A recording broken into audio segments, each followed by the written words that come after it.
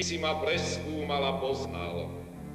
Ty vieš, či sadám, či vstávam, i moju myšlienku chápeš zďaleka. Ty pozoruješ, či chodím, či ležím, o všetkých mojich cestách vieš. Amen.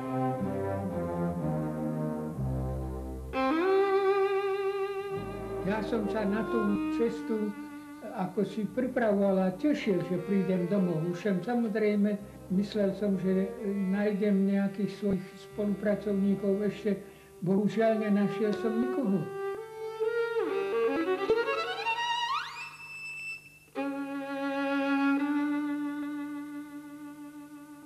Do ľudovej školy sme chodili v Muránskej Dlhej Lúky. Tam evanjelická škola, tam bola katolická a evanjelická škola extra. Tak sme tam chodili a ja som ako si sa začal hneď dobre učiť. Viem, že som sa v noci učil krát. Na prstoch som sa učil a nepamätám. Matka, na matku som sa trošku pamätal, ktorá zase ma strašne mala rada. A furt ma boskávala a ja som sa utieral a tak ďalej a tak ďalej. No ale nedávno mi to prišlo tak do pamäti, že v ten deň v noci, keď zomrela matka, no takže potom prišli ráno pre mňa a že ma viedli dole dedinou a ja som plakal a išiel som k matke, no a že som sa rozlúčil, že som ju na líce poboskal a tým, že sme to skončili, len to bolo 20. februára a strýc si nás vzal, lebo on nemal deti. Brat bol 8-ročný a ja 7-ročný. Strýc sa choval veľmi slušne, ako keby sme boli. Ja som ho aj volal otcom, pretože ja som nikoho iného nepoznal. No tak hovorím, chcel, aby aj brat išiel študovať a ten sa pustil do fajčenia a absolútne nič nechcel, len hospodáriť. No tak hospodáril a ja som, hovorím, išiel do tej Revúdskeho gymnázia, stadiaľ do Levoče. Technika sa mi nechcela, tak som išiel na veterínu. No.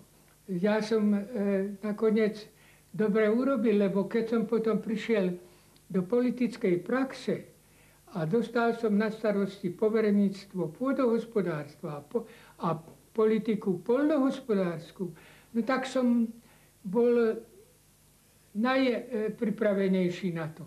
Peter Začko jeden čas povedal, no ak z poľnohospodárstva slovenského neurobí Kvetko niečo, tak neurobí nikto.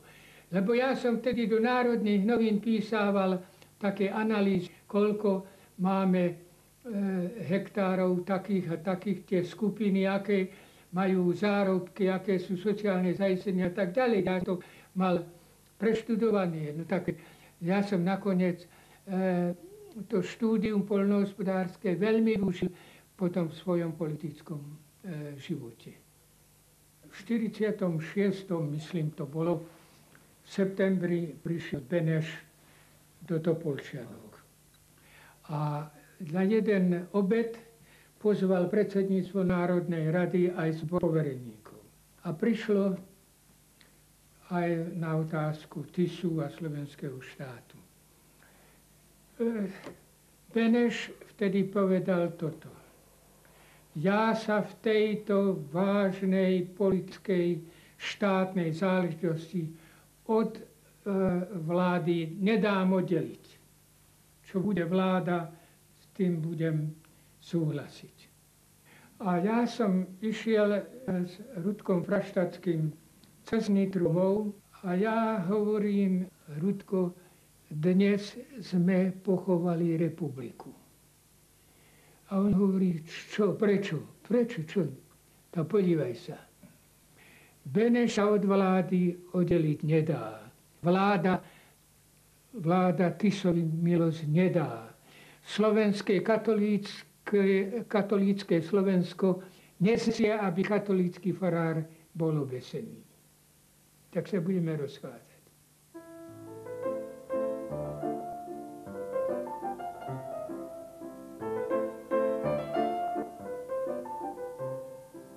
Ja som si také kritérium urobil, aký je vzťah toho Slováka k Čechom, k českému prostredí. Ak je negatívny a veľmi odpudivý a tak ďalej, tak to nepovažujem za dobré slovenské hľadisko. Preto som sa s separatistami nedával nikdy do spojenia.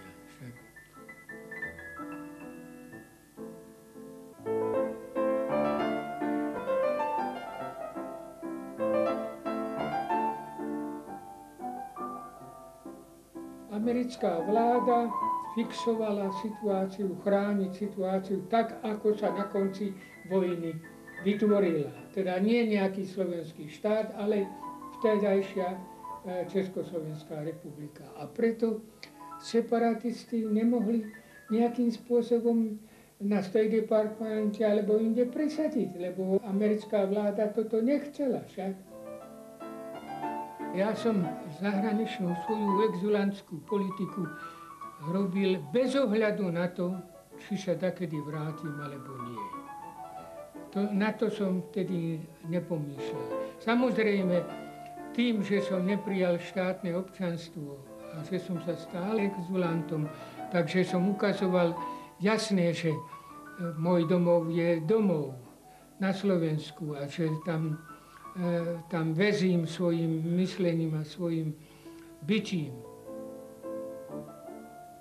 Ja som spával s čítaním Pravdy alebo Rudého práva. To boli proste povinnosti, ktoré som robil.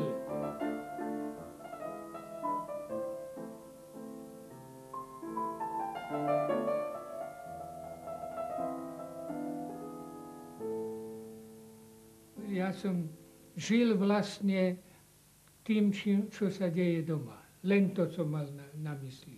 Len to stále som na to myslel a hľadal, že čo z toho bude ďalej sa vyvíja. Však, no. Je otázka politiky odhadu. Treba sa zastaviť v roku 1918. Ťažko si praviť, že by Slovensko, keby malo samozvedovať, že by sa obrátilo na demokraciu, lebo tu základy také neboli. Ale že sme boli v spolu a že sa vytváral spoločný štát, do ktorého Martinská deklarácia zapadla tak, že to dnes je skoro nepriateľné, pretože vyhlasovala sa spoločnému jednotnému štátu a národu a tak ďalej. To umožnilo, že sa na Slovensku začali rozmýšľať v demokratickom pluralizme.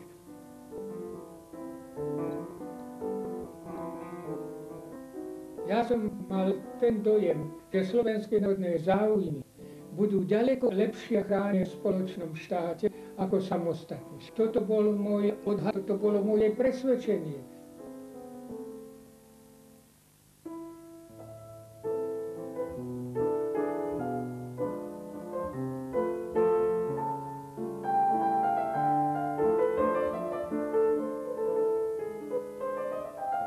V dnešnom programe o svetovom hospodárstve prinášame rozhovor nášho spolupracovníka doktora Martina Kvetku.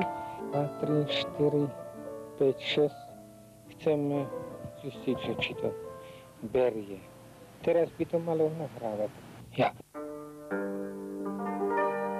Smutná správa svetodušného nedeľného podvečera zazvonila na hrane života a vyoznáva smrť brata Martina Kvetku.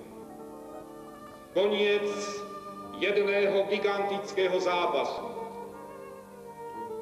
ktorého obsah stal sa históriou. Táto história stala sa vlastníctvom aj malého národa pod Tatrami i bohatstvom o pravdu demokracie zápasiaceho človečenstva. Jemu zvoní tichá pieseň širokého okruhu priateľov, s ktorými prišiel vo svojom bohatom živote do styku. tichá pieseň priateľov demokracie vo vlastnom národe i v kultúrnom ľudstve.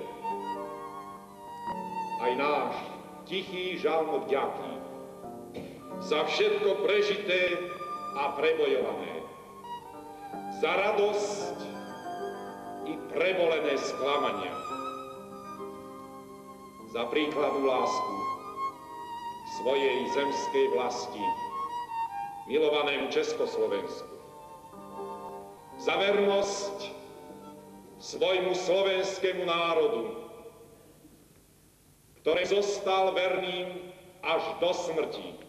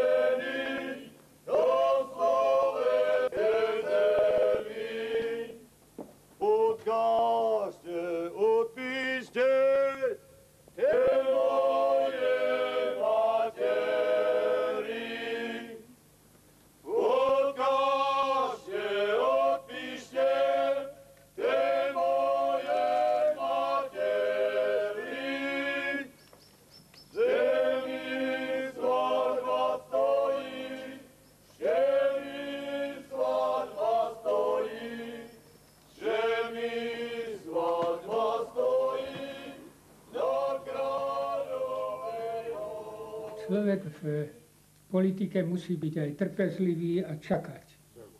Demokracia bude zaistená vtedy, keď vládna koalícia sa naučí spolupracovať s opozíciou. Odkážte, odpíšte,